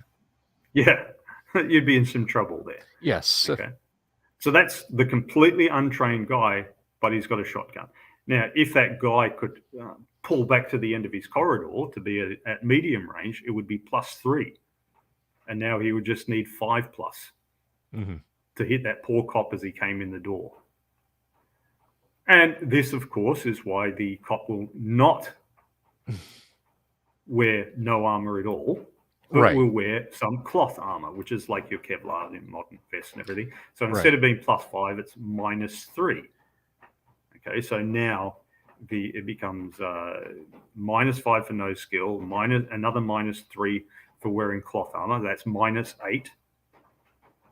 And then the cop is confronted by, so -8 becomes -7 at short range, or -5 at medium range. Now the guy can't do anything to him because he's got the body armor on. Because you can't roll 13, you can't roll above 12 on 2d6. Right. So now you see why the cop wears body armor. He can waste ammo and blaze away, but he ain't gonna, he's gonna be bouncing off your. So Traveller takes the D&D Traveller takes the D&D approach rather than the RuneQuest approach, where the D&D approach, armor makes you harder to hit, whereas the RuneQuest approach is armor subtracts damage that's done to you. So that's how the combat system works, and that's the end of the first book, Characters in Combat. And it's that simple. It's that simple. So I don't know how you're doing. So how the combat, and by the way, so how the combat results work. The first blood goes to your endurance. If one of your stats is reduced to 0, you're unconscious, and you wake up again in 10 minutes with your stat halfway between 0 and its original value. So your guy's got endurance 8. So if he's reduced to 0, he'd wake up in 10 minutes at 4. Endurance. Yeah, so that one shotgun, that one 4D shotgun blast we just sampled out there would pretty much be the end of him if the bad guy wanted him really dead. Yeah, right it would, then. well, yeah. But if he just got punched a couple of times and reduced into unconsciousness, like 2 dice of damage, and they happen to get 8, then he wakes up in 10 minutes going, and his endurance 4, but he can do things again. If 2 stats are reduced to 0, then the person is severely wounded, and they wake again from memory a day later with their stats half, and they need medical care. If 3 stats are reduced to 0, they are dead. They are pulp. Nice. It's a fairly elegant system. I'm going to say it accomplishes what it's doing quite nicely. So let me ask you this: how are you doing on time? Are we good? What is you tell me? I think we leave it about there. Okay. Because I think we've covered enough for all the players, or for all the listeners. Because we've done a couple of hours. Yeah. So we've covered enough Characters in Combat, and we let them know. Right on. Basically, how it goes. So I think diving into heavy trig for ship to ship might be a bit of an ask for tonight. Well, we've covered book 1, Characters in Combat. Yep. And then after that, you've got book 2, Starships. Mm-hmm. And then after that, book 3, Worlds and Adventures, your DM book. And I mean, there are other books that got published later on, but I believe you can have a complete campaign just with those 3, just as many people say the same about original D&D. Yeah. I mean, just going down the list, if you're interested in this, talking about supplements for Traveller, there's supplement 1, which is just 1,001 pre-generated characters.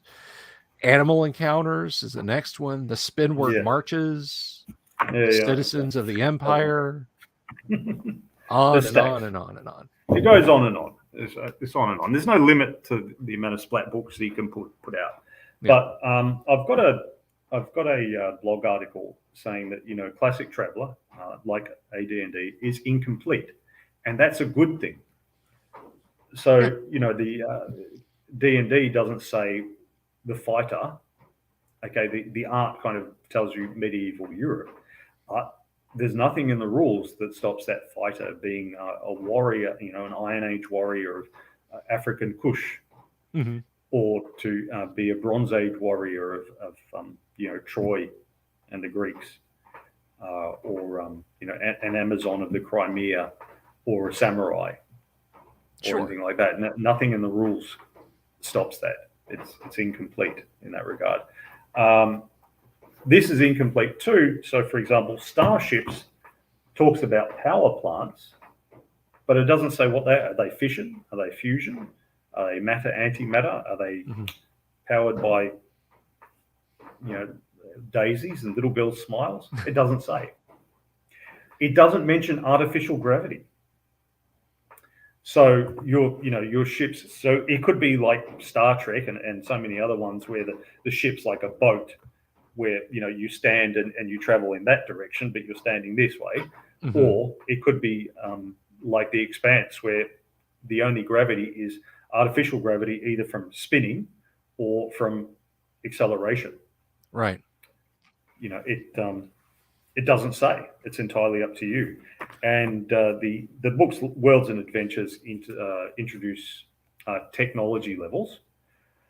So at a certain technology level, you get jump drives, which let you go between the stars. So you could have a game like The Expanse or the earlier seasons entirely within one solar system, or like Firefly, whatever. Or you could have one that jumps between the stars. You could have teleporters if you want to. You can have psionics if you want to, but it's not mentioned. You could have artificial gravity if you want to. You can have laser weapons if you want to, but it's not mentioned. It's incomplete. And that's a good thing, because with it, you can create Star Trek or Star Wars or something like The Expanse or Battlestar Galactica. Yeah, or something like Terminator or whatever you like. It's entirely up to you. And I think that's a good thing, that a role-playing game gives you enough tools with the dice to come up with your own stuff, or plagiarize freely from others if you wish. Yeah, so it gives you enough to get you going, but it doesn't prescribe everything in the finest last detail. I think that's a good way to do it. Oh, I agree. I mean, there's a lot of world-specific games out there that are fine at what they do, but at the end of the day, you're kind of stuck eating McDonald's every day, whether you like McDonald's or not. If you're playing Twilight 2000, although the GDW did kind of try with Twilight Encounters, where basically they said, hey, what if the nuclear war, the Twilight War, woke up the great old ones? What if it attracted the attention of aliens? What if Terminators, and well, there was Mercenary 2000 as well, wasn't there? So yeah, where they said there wasn't a third world war. You're just mercenaries out in the world and the political situation. But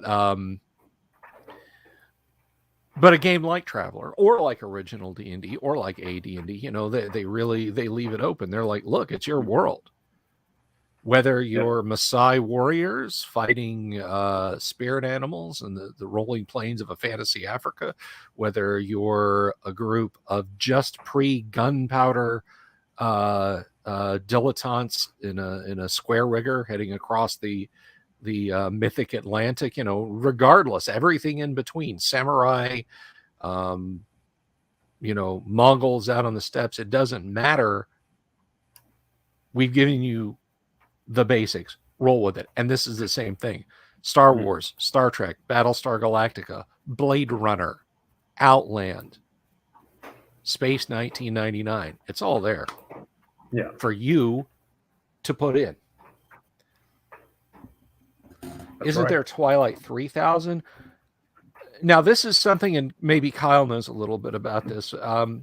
So there's I'm going to screw this up, and Kyle, if you know the right answer here, just step on me and say, no, that's not right. But it's my understanding that when GDW created the game 2300 AD, that they kind of looked at their legendarum of role-playing games, their big ones, in chronological order, Twilight 2000, 2300 AD, and then Traveler, and said, hey, what if these are all part of this of the same universe? So the story goes, I don't know if it's true, but the story goes that they war-gamed out the Third World War, and they ended up with things like the French being a surviving nation. So then when they develop interstellar travel, there's the French arm of exploration and so on. And they changed a few things. So there wasn't a jump drive. They called it a stutter warp drive. It did 1,000 mini jumps per second or something, and they did all that. So there was a thing called Traveler 2300 or Mega Traveler. It was sort of a bridge. And then there was an official Traveler universe, which was like 1,000 years later, and there's an Emperor and an Imperium, and you're out on, the players are probably out on the outskirts of the Empire, which is somewhat lawless and a place for adventure and so on. but yeah, that's part of the whole Splat book thing, producing an official universe, and I'm sure there's novels out there of it as well. Yeah. So if you wanted to, if you needed a backbone to your universe and you didn't want to play Battlestar Galactica but with the Traveler rules, or Star Wars but with the Traveler rules, there you go. Your timeline basically begins in the 1990s with the Twilight War, and then proceeds on up to wherever your entry point into Traveler is, be it 2300 AD or however that goes on. Yeah. But I mean, Bill and I just discussed this before in passing, but my personal feeling is you don't need that much backstory. You don't need a backstory for your character, and you don't need a backstory for your world. I mean, the post-apocalyptic thing, how did it come to be this way? There was a classic moment. I had this Ronyard in my Traveler game group once who was talking about, I don't know, it was something about the way there was some moon orbiting a gas giant or whatever, and he said, but that's not possible, because he'd been studying orbital dynamics or something. And my response is quite simply, oh, does your character have skill in that? And he said, well, no, but, and I said, okay. So for your character, it is an interesting question. How is your character going to go about finding out the answer? And so he stopped harassing me and then started talking to another player who'd also been studying this stuff recently. And they had their little side chat, and the rest of us got on with the game. So for me, that's the thing. It's a backstory. Did the soldiers at Stalingrad sit there discussing the intricacies of the Danzig corridor? That it, was the proximate cause of Germany invading Poland and blah blah blah. No, they didn't. They had bigger things to worry about at the time. Whatever side they were on, they were in there. So what you do is you start the players in the action, in the game world. This is what it is. If they're curious about how the game world came to be, their characters can research that. Their characters can dig into that. How did we get to be here? What happened? They need to brief a sketch. Now, I found very few players give a damn. They want to have the adventure. They're not that interested in the origin story. They want to have the adventure, damn it. I mean, you can paint with a broad brush. Like the reading for Twilight 2000, the background it's fascinating. It is chilling to think, that could have potentially happened, the end of the world, a nuclear strike the day after Thanksgiving, and, retaliatory strike from the US and so on and et cetera. But now I didn't stand to watch. Kyle, you did, but I mean, to a grunt in the field, well, things were going fine, and then Ivan got pissed off and launched the nukes. I mean, I never got nuked, so I well, no. What I'm saying is, I mean, to the soldier in the field, it's you look at a map across that phase line, there be dragons, go there and deal with them, and that's Yeah. I mean, that's there was a review commenting, why wasn't Generation Kill more popular as a TV show? Whereas Hurt Locker, there was completely because why was Hurt Locker so popular when it was so unrealistic? And it's because Hurt Locker is a civilian's idea of what the military is, where there's lots of action and a guy's pissed off with his superior and punches him out and that sort of thing. Whereas Generation Kill was the reality of what the military is, where there isn't much action, and people grumble about superiors, but they don't punch them out and stuff. Yeah. They bitch and moan about them. There's lots of backstabbing and gossip in that, and most of the time they're just sitting around complaining about getting the same rations 10 days in a row, and going, I want to go for a shit now, and can we stop? Can we stop? And I can just go in the side and just relax for a minute. And that's the sort of thing that they're concerned about. And so, the reviewer said it wasn't very popular with civilians because it's so realistic, but every grunt has seen it and loves it. Because it was just these guys' everyday life. And, talking shit with each other and giving each other a hard time, and going in the wrong place. And the unit that trains for many years to do job X ends up being given job Y, while the unit that trains for many years to do job Y gets given job X. It follows a recon unit, and it's like, could we, by the end of this war, do one genuine recon mission? Because they don't get given one. Yeah, exactly.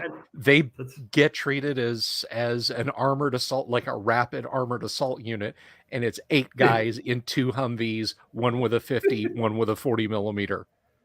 Yeah, and they like send them straight into the teeth of the Iraqis, because Donald Rumsfeld was like, no, our military is going to be light and we're going to strike like lightning, and we're, well, and some superiors wanted to ensure their promotion too. Yeah. Mattis in the bridge scene, the one I'm talking about. Yeah. But so there's all that sort of stuff going on. So the reality is rather more mundane. Luckily, in role-playing games, we can skate over that. You can eat iron rations for 10 days in a row if you want to, and the GM is not going to talk about your constipation. Yeah. So and that's why my character has a SOSH of 2. So we could just skate over all the boring bits in a role-playing game, thank God, and just get to the exciting bits, the exploring dungeons and combats, or traveling between the stars and all the rest. But I don't believe you need much backstory if any, backstory for your character or your campaign. You don't need to know about the Imperium and the virus and blah, blah, blah. You just need to know, we haven't heard this signal from, there's a colony, LV426, and we haven't heard a signal from them for a few months. But there's some indication that xenomorphs might be involved. So we're going to send in a troop of Marines and check it out. Vasquez with the line, I just need to know one thing, where they are. Yeah, exactly. And they're a bunch of games. That's exactly what a gamer would say if he was playing a character, So it's that's what you need to do. You need an adventure, and that's what the dice are for. Exactly. The adventure. You don't need a module. Exactly. Save your money. Just buy the core books and then spend your money on snacks instead. Or on Patreon for a brilliant podcast that you must share with all your friends, so that we may become at least one of rich and famous. Yes. I'll settle for one of the two. We will gladly settle for one of the two. So to everybody who does support us on Patreon, we absolutely support it. And that is our friends Digital Discord, Joshua Garlock, Lord Corion, Ricky Maru 8, Mobius 8, Kevin Reynolds, Joseph Lucas, Doomsword Deathmaster. I will get another joust match with you, my friend. Mark Simpson, Damien X247. Is he Damien 24/7? Every day, all day? James F. Keck, William Smith, the Dungeon Minister, and Manny Wall. We thank you from the bottom of our hearts. And as I always say, guys, if you're watching the channel, you're supporting us. We appreciate you regardless of what level you're at. If you're watching the videos, because the big thing is get the channel info out there. Because you want the con, I want the con. And to clarify something, because someone said this to me casually, not associated with the channel, they said, so when you get your 1,000 subs and you do the con, you're done, right? Well, no. Yeah, that's it. Then we retire. Yeah. we retire and then go to Fiji. On the porch. When we sit on the porch with our whiskey and shotgun. No, it's Robert Duvall and hurl racial epithets at our neighbors. Yeah, I was thinking more kindly old gentlemen like Robert Duvall and Michael Caine. And no, my ambition is to be the reactionary old man walking with a little dog in the street that the Guardian finds to interview, to ask about political policies and stuff. What, you believe in mincing human beings? Well, yes, I do believe in putting human beings into mincing machines. In fact, I would volunteer to be the first one. That's the way the country should be. In the old days, we minced human beings, and by God, the country was better for it. And then my little Yuki dog pees on the journalist lady. You're literally going to be the John Cleese as the cold-hearted banker in his bowler hat and three-piece from the Monty Python sketch. My solution to the situation with the poverty is use rockets and bombs on the houses and then strafe them with machine gun fire as they run out into the streets. Exactly so. Exactly so. Well, I'm Florida man, and reporters are both repelled by and attracted to me. So I don't know, I don't know what my goal is there, Probably to let my lawn get so overgrown and yet be wealthy enough that I can just send a check every time the city comes by and bitches at me about it. But that's for another time. But anyway, regardless, Michael Connor says, get on Odyssey so we can donate. I have one more streaming I almost said streaming destination. There's no reason we couldn't stream to Odyssey at the same time. What the hell is Odyssey? It's another streaming service. It's, it's YouTube, it's Facebook. Just got a thing you can churn into it. But we can look at that. But it was a great night. It was a lot of fun. And thank you, Kyle, for running us through. Thank you. Now, we're going to hang on to this character because just like Clint Dalton II, just like our Master Sergeant, whose name I forget. Ooh, that's not a good sign. In Twilight 2000, we'll run a few scenarios with these guys. Our Let's Plays will actually become Let's Plays with them. Now, I don't know that we're going to do like a full streaming game and I'll invite more people on because Lord knows I do that 2 nights a week and you guys probably want more and different content. But yeah, Kyle, what do you think? We gonna have him get in a sure shootout when Greedo tells him that Jabba wants his money now? Well, I thought next week we'd return to our normal shit talking schedule, and then the following week, following week we could do an overview of this one. Since we've got all right, viewers. Sure. We haven't had a conflict in a while. So yeah, we can do that. So there you have it, guys. When Kyle comes back next week, we're going to hold court on just whatever the hell it is we want to talk about. And then the week following conflict, we will have actual conflict. And next week, you will be returning on Tuesday, I believe. Yes? Well, my Tuesday, your Wednesday. Yeah. That's fine by me. I don't mind which day.